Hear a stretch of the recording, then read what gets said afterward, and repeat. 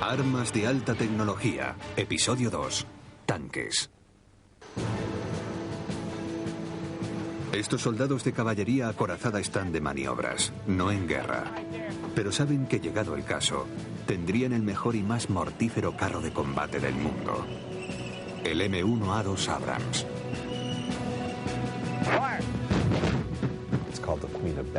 Se le ha llamado rey de la batalla porque las personas que han servido durante mucho tiempo en las fuerzas acorazadas saben que es un ganador de guerras. Además de ser casi impermeable a los ataques, estas máquinas de guerra de alta tecnología pueden superar fácilmente casi cualquier obstáculo. Proporciona una protección formidable al soldado. Es mortífero e infunde miedo entre los enemigos. Antes de que el Abrams estuviera operativo en 1980, tuvo que superar una serie de problemas técnicos y políticos. El éxito de su despliegue se debió en parte a las lecciones aprendidas a lo largo de casi un siglo de combates entre blindados. Los primeros carros de combate usados en la guerra moderna fueron introducidos por los británicos y los franceses para terminar con el equilibrio de la guerra de trincheras durante la Primera Guerra Mundial. Si nos remontamos a la Primera Guerra Mundial, los soldados estaban ocultos en las trincheras, pero la introducción del tanque permitió que salieran a campo abierto. Los primeros carros desarrollados por los británicos y los franceses fueron un intento para avanzar por campos batidos por la artillería. Tenían orugas de tractor que les permitían cruzar por terrenos demasiado difíciles para vehículos con neumáticos. Sin embargo, estos primeros carros fueron presas fáciles para el fuego enemigo concentrado y se averiaban con mucha frecuencia. Por eso el éxito de los carros aliados fue limitado, aunque suficiente para animar a los Estados Unidos a desarrollar sus propias fuerzas acorazadas. Norteamérica comenzó a entrenar soldados para la guerra de blindados después de la Primera Guerra Mundial, pero el ejército no quería gastar demasiado dinero en divisiones acorazadas. La caballería montaba en caballo, no en tanques. No estaban interesados en esas máquinas grandes y ruidosas que algunos querían introducir. Militares como Eisenhower y Patton abandonaron los cuerpos acorazados para ir a otros servicios debido a que no había posibilidad de progresión ni fondos para ellos. Durante los años 30, los alemanes, dirigidos por el general Erwin Rommel, construyeron una formidable fuerza compuesta por poderosos blindados. Sus divisiones Panzer casi eliminaron a sus oponentes en los primeros años de la Segunda Guerra Mundial.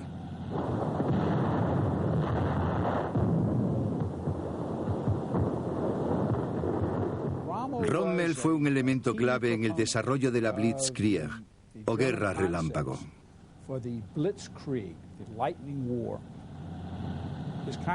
Su concepción de rápidos ataques seguidos por fuerzas de apoyo durante la Segunda Guerra Mundial les permitió en la ofensiva de primavera, en junio de 1942, superar a las fuerzas británicas y francesas desplegadas contra Alemania. Under this vast roof, dozens of tanks are going together at one time, rolling from stage to stage.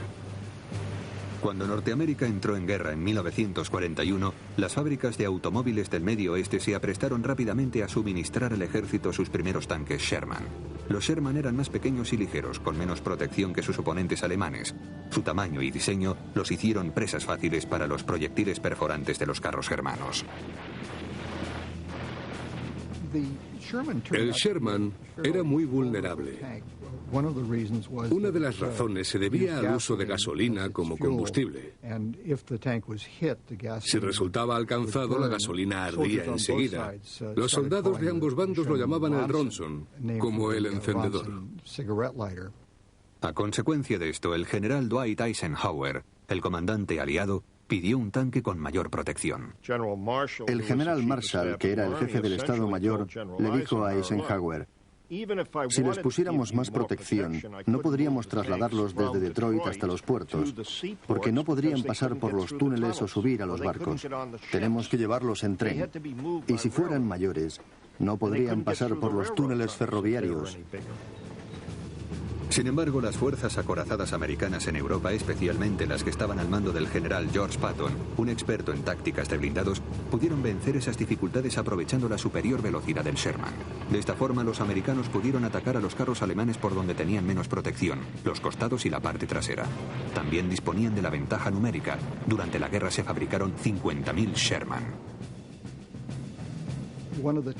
La táctica usada durante la Segunda Guerra Mundial contra los más avanzados carros alemanes era sencillamente superarlos en número y rodearlos. Podíamos perder algunos tanques, pero al final acabábamos venciendo. La Unión Soviética desarrolló también una gigantesca fuerza acorazada que barrió a los alemanes en el frente del este. Al final de la guerra, los aliados reconocieron que sus grandes y flexibles medios acorazados habían sido el artífice de la victoria en Europa. Estados Unidos aprendió muchas y muy valiosas lecciones tácticas con las fuerzas acorazadas. Hacia finales de la Segunda Guerra Mundial, el concepto de fuerzas combinadas, operaciones mecanizadas y carros de combate trabajando en estrecha cooperación con la aviación se impuso firmemente en la doctrina militar americana. No obstante, cuando terminó la guerra, el programa para las fuerzas acorazadas americanas se resintió. La Guerra Fría con la Unión Soviética alteró las prioridades. Gran parte del presupuesto militar se dirigió hacia los misiles, bombarderos y submarinos nucleares, no hacia los carros de combate. Durante un largo periodo después de la guerra, el ejército americano tuvo que conformarse con tanques inferiores a los del enemigo. Se partió del Sherman de la Segunda Guerra Mundial. Se le adaptó y se le volvió a adaptar, pero nunca se fabricó uno nuevo. La adaptación del Sherman culminó con el carro M60. Sin embargo, los estrategas del Pentágono temían que la enorme y sofisticada fuerza acorazada soviética barriera a la americana y a la de sus aliados de la OTAN si estallaba una guerra terrestre en Europa. Durante la Guerra Fría, nuestra principal preocupación era la de un ataque masivo, convencional del Pacto de Varsovia contra la Europa occidental. La Unión Soviética había renovado sus blindados y nosotros queríamos disponer de un arma superior. En un enfrentamiento directo contra los carros soviéticos, el M60 no sería una gran cosa.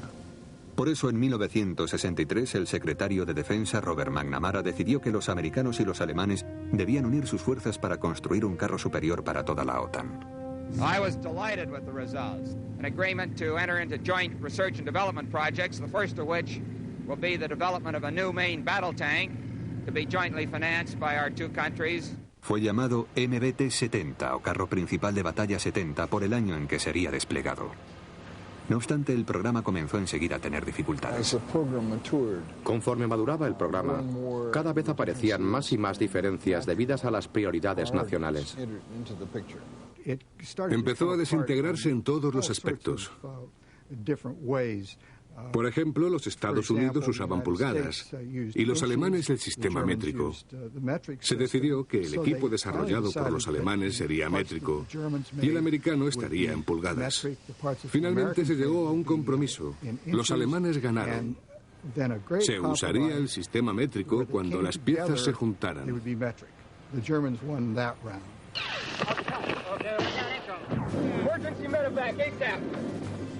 Mientras las dos naciones discutían durante el diseño del nuevo tanque, Estados Unidos volvió a entrar en guerra.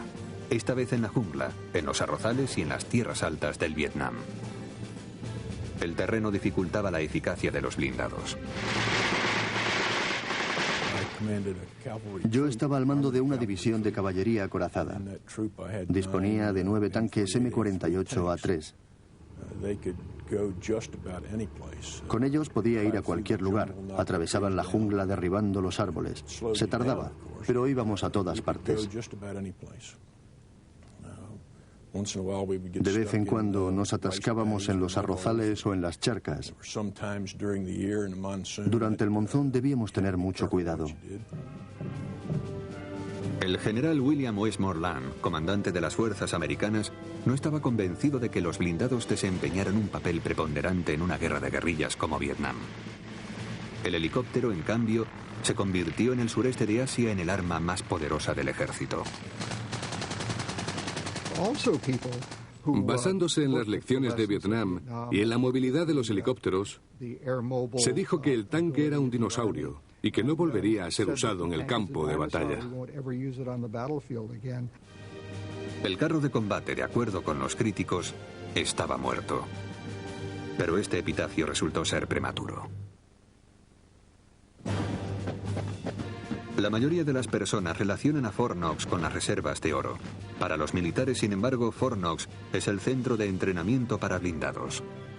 Los antiguos carros de combate están alineados como si fueran esculturas de exteriores. Una de esas reliquias es el carro MBT-70, un prototipo que es todo lo que queda del ambicioso proyecto conjunto germano-americano para construir un tanque superior a todo lo que los soviéticos pudieran presentar.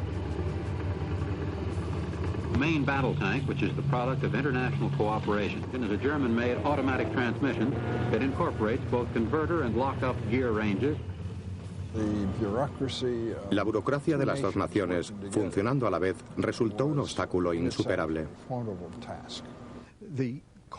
El coste del programa no hacía más que aumentar. Y al final el Congreso dijo, no queremos oír nada más, que lo paren.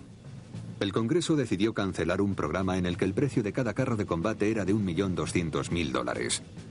Aunque nunca entró en producción, el MBT-70 era una máquina impresionante. Algunas de las características del MBT-70 le hacían claramente un carro de combate superior. Se desplazaba a velocidades por encima de los 55 kilómetros por hora.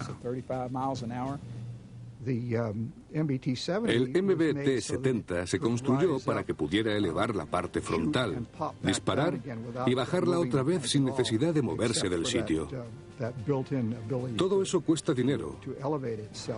Y esa fue una de las razones por la que no se construyó. A pesar del fallo del programa MBT-70, el ejército no cejó en su búsqueda de un nuevo carro de combate. En 1973, el ejército organizó una competición entre General Motors y Chrysler para desarrollar un tanque moderno de menor coste. Había que fabricar un nuevo carro de combate que costara $508.000. Tenía que ser mejor en conjunto que su predecesor, el M60. El ejército quería remozar el M60. Quería que fuera más mortífero y mejorar la supervivencia. La guerra de 1973 en Oriente Medio le dio un gran impulso. En octubre de 1973, en el día santo del Yom Kippur, Israel fue atacado por sorpresa por Egipto y Siria. Docenas de tanques israelíes fabricados por los americanos fueron destruidos por la infantería egipcia, provista de misiles soviéticos guiados por cable, que solo costaban $1.000 la unidad. El uso efectivo de las armas anticarro de las fuerzas egipcias y sirias dejó bien patente la vulnerabilidad de la familia de tanques en servicio. Varios miembros del Congreso habían luchado con uñas y dientes contra los gastos militares. Pero de repente, después del ataque árabe contra Israel, competían los unos con los otros por ver quién gastaba más en el presupuesto militar. Sin embargo, muchos congresistas eran reacios a invertir más dinero en carros de combate, creyendo que sus días estaban contados. Objetaban que en los juegos de guerra del ejército había quedado patente que los helicópteros, disparando misiles guiados por cable a una distancia superior a los 3 kilómetros, habían destruido 18 carros como media antes de ser detectados.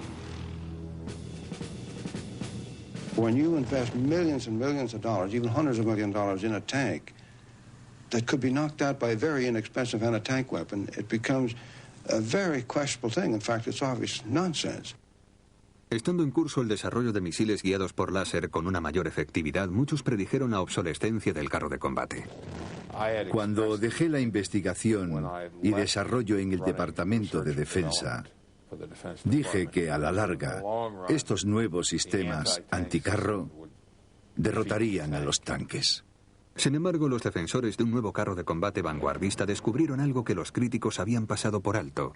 Las nuevas armas anticarro usaban cabezas bélicas con explosivos químicos que podían penetrar fácilmente las corazas. Pero los británicos habían desarrollado una nueva clase de blindaje que era impermeable a estas cargas. El ejército descubrió casualmente que los británicos habían desarrollado un nuevo blindaje. Se quedaron sorprendidos. Los proyectiles rebotaban en él. El nuevo blindaje fue llamado en código Burlington.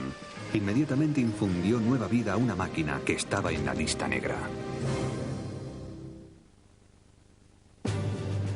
A mediados de los años 70, se estaba desarrollando un nuevo carro de combate llamado XM1 en la fábrica del ejército cercana a Detroit.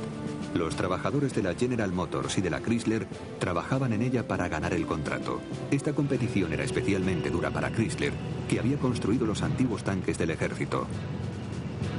El doctor Philip Led, que había sido el ingeniero jefe del M48 y el jefe del proyecto del M60, dirigía el equipo de la Chrysler.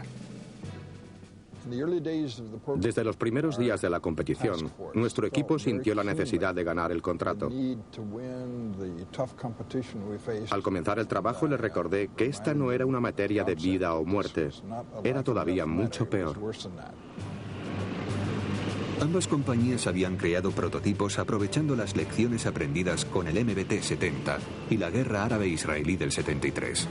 El general Creighton Abrams, jefe del Estado Mayor, impuso que la supervivencia de la tripulación debía ser prioritaria en el nuevo tanque.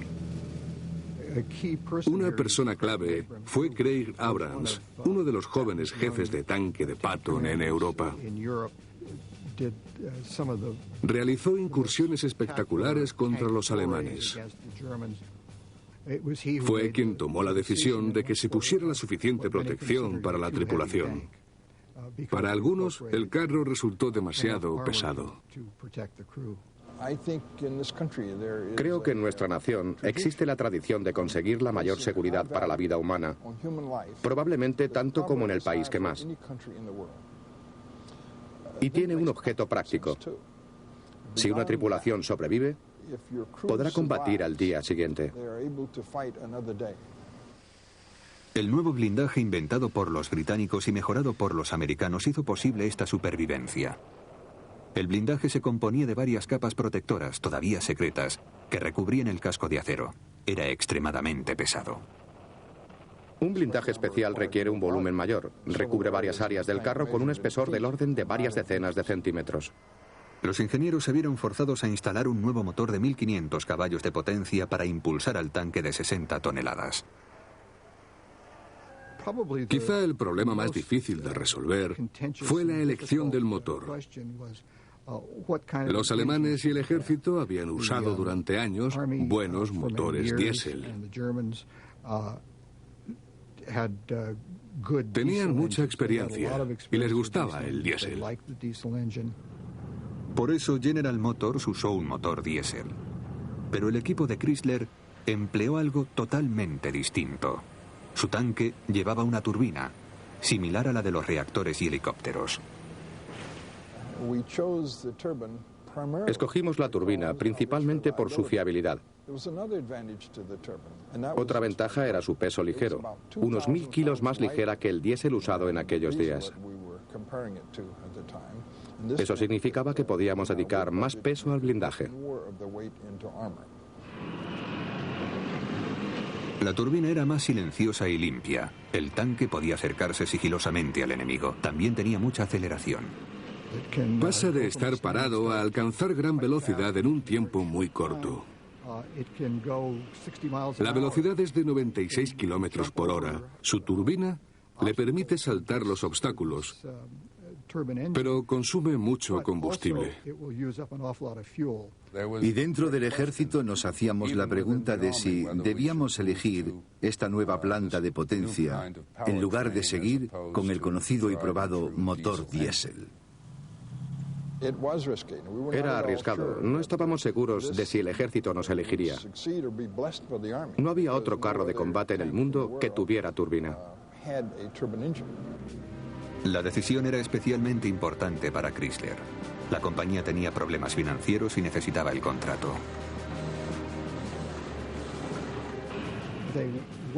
La competición de los tanques fue toda una demostración. Parecía que la General Motors había ganado. Se preparaban para descorchar el champán. Pero existían dudas. ¿Era ese realmente el carro que queríamos? Se tomó una decisión que fue muy discutida. Vamos a hacer unas cuantas pruebas más. LED y el equipo de la Chrysler hicieron algunos cambios que les permitieron presentar una oferta más económica que la de General Motors. Chrysler habló con sus suministradores y les dijo, bien, tenemos que bajar los precios. Respondieron favorablemente y Chrysler ganó la competición. El nuevo carro de combate rompía con todo lo anterior. Por primera vez que yo sepa, el combustible iba separado de la tripulación, detrás del blindaje frontal. La munición estaba situada en las corazas más gruesas de la parte trasera. Si el fuego enemigo alcanzaba la munición, esta estallaba y los paneles saltaban, permitiendo que la tripulación no resultara herida.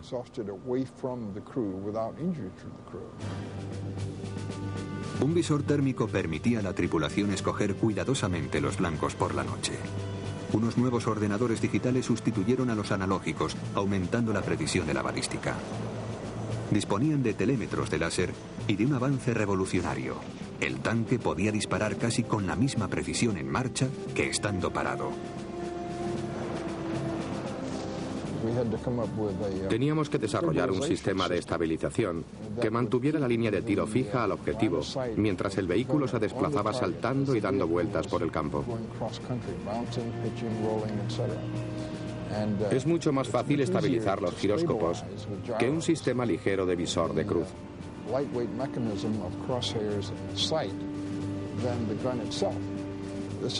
Luego estaba el cañón. Eso significaba 4 metros de acero dando botes. Por eso solamente debíamos permitir que el cañón disparara cuando coincidía con la línea de tiro del artillero. Mientras algunos pedían mejoras tecnológicas adicionales, el secretario de Defensa, Caspar Weinberger, decidió que en 1981 el tanque entrara en producción. Permaneció tanto tiempo en desarrollo porque cada 6 meses alguien quería que se le incorporara algo nuevo. Pero había que fabricar lo que ya se tenía, si es que queríamos disponer enseguida de un buen carro de combate. Al fin, en 1982, el carro de combate superior que el ejército había estado buscando desde principios de los 60 entró en servicio. Fue llamado M1 Abrams, en honor al general Creighton Abrams, que murió en 1974 siendo jefe del Estado Mayor. En los ejercicios de la OTAN, el nuevo carro sorprendió a sus críticos. The M1 Abrams tank has a 105 mm main gun. Dieser Panzer hat eine 105 mm Kanone. Ganó todos los premios, por decirlo así. Las pruebas de la OTAN de despliegue efectivo y precisión contra blancos. El grado de movilidad estando protegido y el resto. Era un carro de combate muy bueno.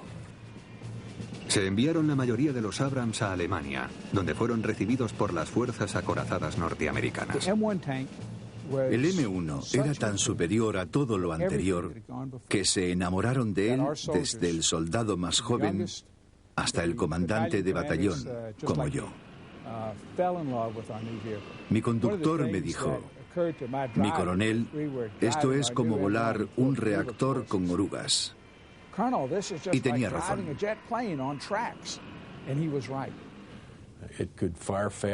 Podía disparar muy rápidamente mientras se desplazaba.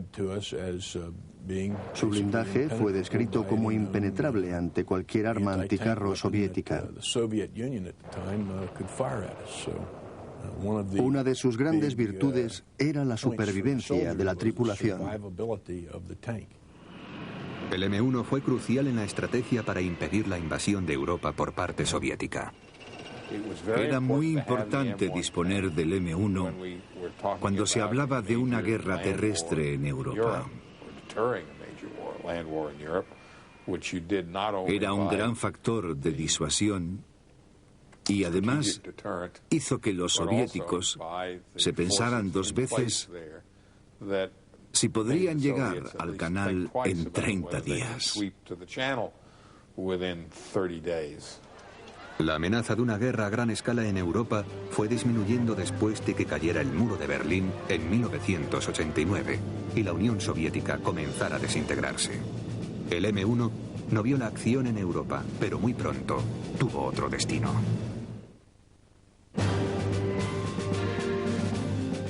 El carro de combate Abrams había sido diseñado para combatir en las llanuras de Europa, pero la primera acción que vería sería en los desiertos de Irak, durante la Guerra del Golfo de 1991. Todo lo que el ejército había preparado demostró ser muy aplicable cuando Irak invadió Kuwait y decidimos dar una respuesta. En la operación Tormenta del Desierto se combatiría con una versión mejorada del Abrams, la M1A1. Un cañón más potente de 120 milímetros sustituyó al original de 105 milímetros. Además, el M1A1 incorporaba más blindaje y nueva tecnología, incluyendo la capacidad de usar el sistema de posicionamiento global o GPS. El GPS era importante a la hora de maniobrar sobre terreno que no tenía referencias visuales. Resultaba parecido a la navegación marina. Se dotó con el GPS a los comandantes de las Fuerzas Armadas. Estos sistemas demostrarían ser cruciales en el desierto. La caballería y las unidades acorazadas se movían con seguridad por los páramos de Arabia Saudita, Kuwait e Irak usando el GPS. Sin embargo, a las fuerzas de la coalición les llevó tiempo prepararse para la guerra contra Saddam Hussein. Nos llevó 3 meses desplegar las fuerzas para la operación Tormenta del Desierto. Tuvimos la suerte de que Saddam permaneció quieto y no atacó cuando éramos más vulnerables, cuando no habíamos llevado todavía las unidades pesadas.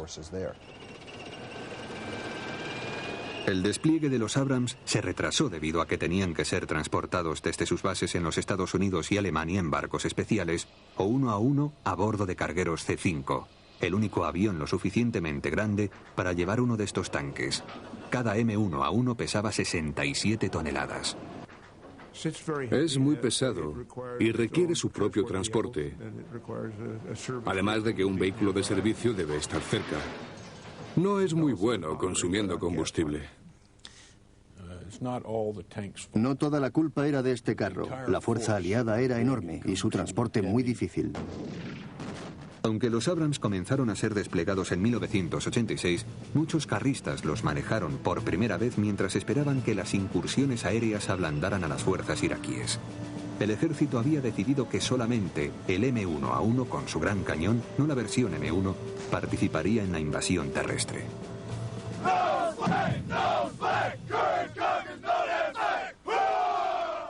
Venimos a quedarnos aquí. No hay problemas con nosotros, estamos bien preparados. Tenemos suficiente agua y combustible. Podemos sobrevivir, quedarnos y combatir aquí. Las unidades acorazadas tenían que aprender a luchar sobre un terreno muy distinto del que habían sido entrenados en Alemania. Estábamos acostumbrados a los corredores y a las áreas restringidas de una posible guerra en Europa. Nos encontrábamos en espacios abiertos, pero los ejercicios y el entrenamiento nos permitieron adaptarnos rápidamente. Cuando el combate terrestre comenzó en febrero de 1991, los Abrams demostraron ser un arma muy eficaz y de muy alta tecnología. Nuestros carros eran lo mejor que se podía ver en aquel ambiente del desierto. Corrían con sus 70 toneladas por donde no había pasado nadie. Ni siquiera había huellas de camellos ni de cabras.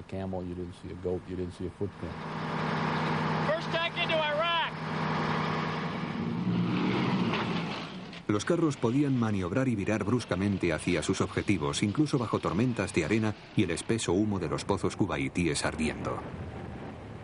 La visión térmica confirió a los carristas una gran ventaja respecto a los iraquíes y sus carros T-72 fabricados por los soviéticos. Podíamos dispararles a distancias a las que los iraquíes ni siquiera nos veían. A unos 3 kilómetros en la oscuridad, con mal tiempo, usando nuestra visión térmica. Ni siquiera podían decir desde dónde les venían los disparos. El coronel Jerry Videvich estaba al mando de la primera brigada de la división acorazada en la operación Tormenta del Desierto. Su brigada se enfrentó a los iraquíes por primera vez en la noche del 26 de febrero. Atacamos durante toda la noche y no ofrecieron gran resistencia. Les sobrepasamos. Sus carros desaparecieron en cuanto se enfrentó a ellos nuestra primera línea. La brigada continuó su marcha. Iban tan rápidos que en la mañana del día 27 de febrero estaban muy por delante de donde se había programado que debían avanzar. Cuando esa mañana llegamos al valle de Guati, alrededor de las 11:30, nos encontramos a una brigada atrincherada. Fue una gran sorpresa. Ante ellos se encontraban elementos atrincherados de la Guardia Republicana iraquí desplegados a lo largo de los montículos de Medina. De pronto, aparecieron por el horizonte. Pero estábamos a 4.000 metros, mucho más allá de su alcance. Así que cuando comenzamos a atacarles, no sabían si era desde tierra o desde el aire. No se enteraron hasta escuchar el sonido de los cañones en el horizonte.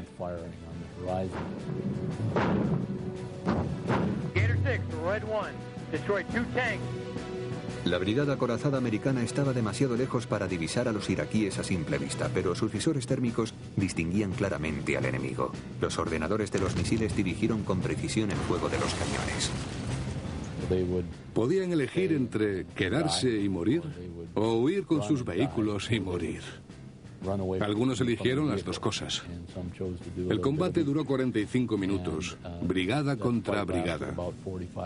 Al final, la cuenta fue de 116-0 a nuestro favor. Todos sus vehículos, nuestro objetivo principal, fueron destruidos. El colapso de las fuerzas iraquíes sorprendió al ejército y a la inteligencia americana. No esperaban una victoria tan fácil. Antes de la guerra del desierto, se esperaban unas pérdidas de 10.000 hombres. ¿Por qué tantos? Bueno, disponían de los T-72 y habían estado en guerra contra los iraníes durante 8 años. Pero no nos dimos cuenta de la ventaja tecnológica que teníamos respecto a los T-72.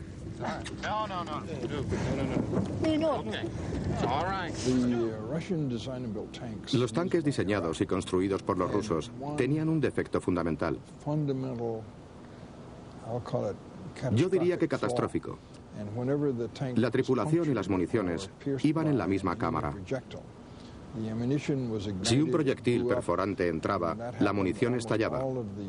Y cuando eso sucedía, la torre saltaba por los aires y la tripulación perecía instantáneamente.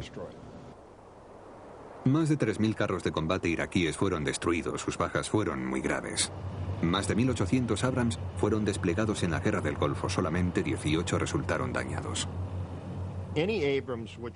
Los Abrams destruidos en el campo de batalla del Golfo lo fueron debido al fuego amigo. Fue el fuego fratricida. Algunos carros fueron alcanzados, aunque ningún carrista americano pereció en la operación Tormenta del Desierto como resultado del fuego enemigo. Pero el triunfo de los M1A1 en la operación Tormenta del Desierto tuvo una corta vida. Pronto hubo alguien que predijo que la primera victoria bélica del Abrams sería también la última.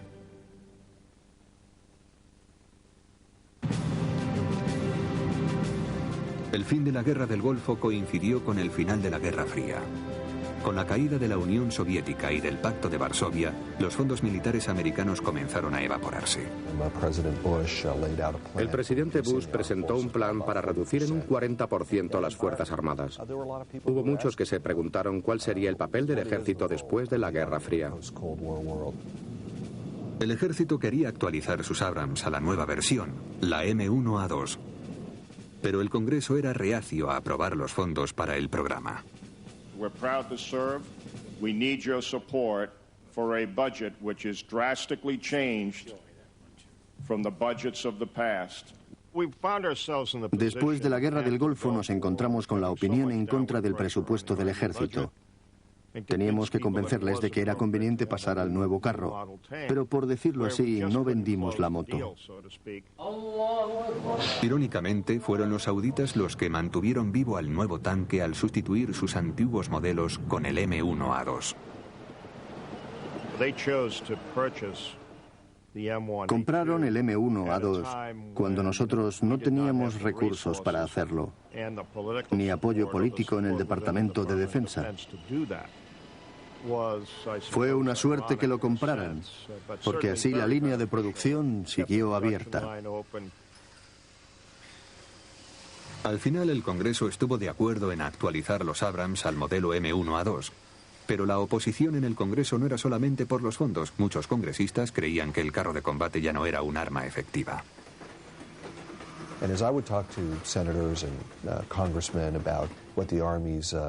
Cuando les decía a los congresistas lo importante que era renovar el equipo del ejército, siempre me contestaban: no estamos seguros de que quiera el dinero para actualizar ese carro de 70 toneladas y otras plataformas herencia de la Guerra Fría, porque no serán las armas del futuro. Mucha de la motivación para mejorar los carros de combate ha disminuido. En primer lugar, ya no existen amenazas comparables a la del Pacto de Varsovia. Además, los críticos se quejaban del largo tiempo que había llevado desplegar las fuerzas pesadas al Golfo Pérsico. Querían una fuerza que se pudiera desplegar más rápidamente para responder a las crisis internacionales. Los soldados hacían cada vez más trabajos de policía y de guardianes de la paz, no de guerreros. Las amenazas son diferentes en la actualidad.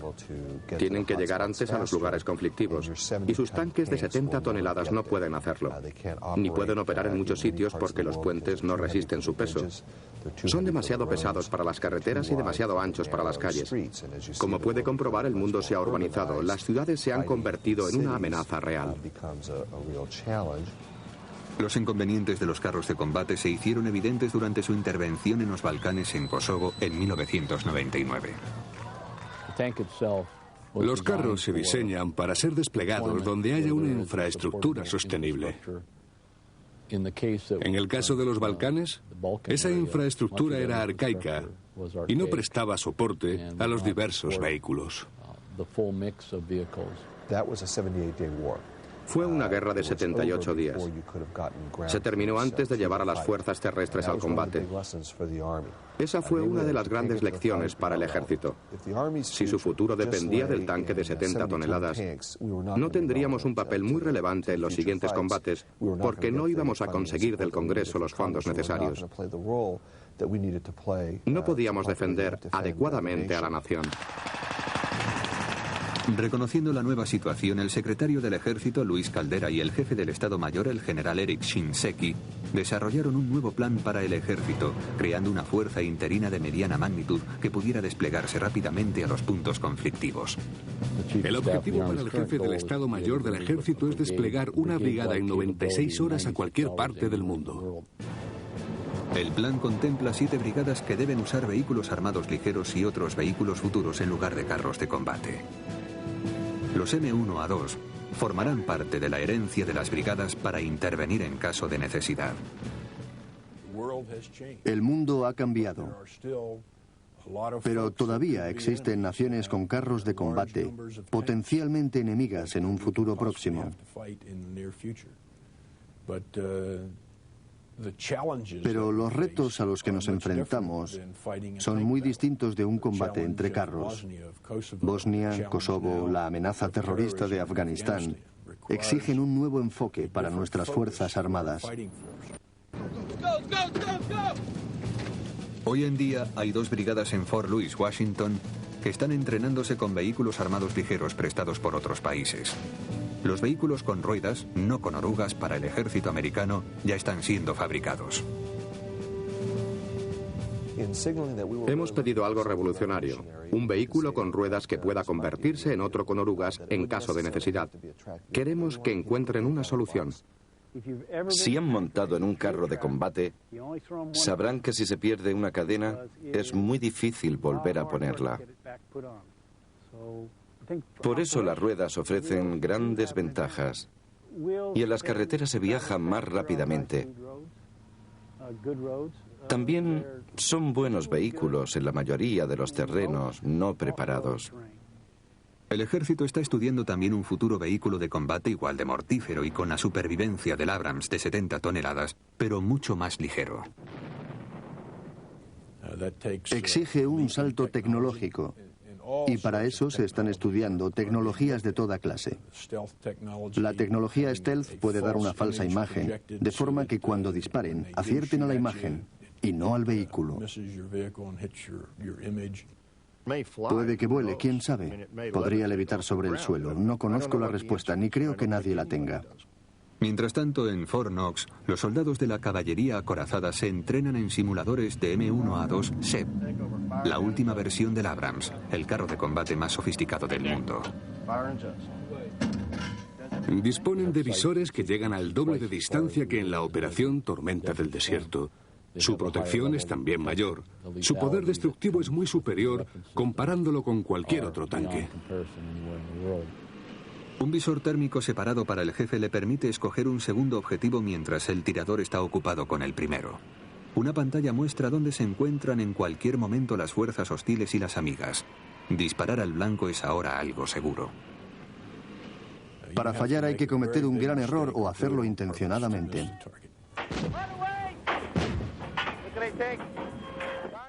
La artillería es capaz de lanzar la primera salva con una precisión de 1 metro. Eso es bastante cerca. En la actualidad, estas máquinas de alta tecnología son el orgullo de las fuerzas acorazadas americanas que, como sus predecesoras, se preparan en Fort Knox, aunque probablemente sean retiradas dentro de 20 años. Puede que el Abrams sea el último carro de combate que se fabrique. Y aunque ha desarrollado un gran papel en los combates en los que ha intervenido, puede que llegue el día en que tenga que desaparecer. Hasta que llegue esa fecha, los Abrams serán los mejores carros de combate del mundo.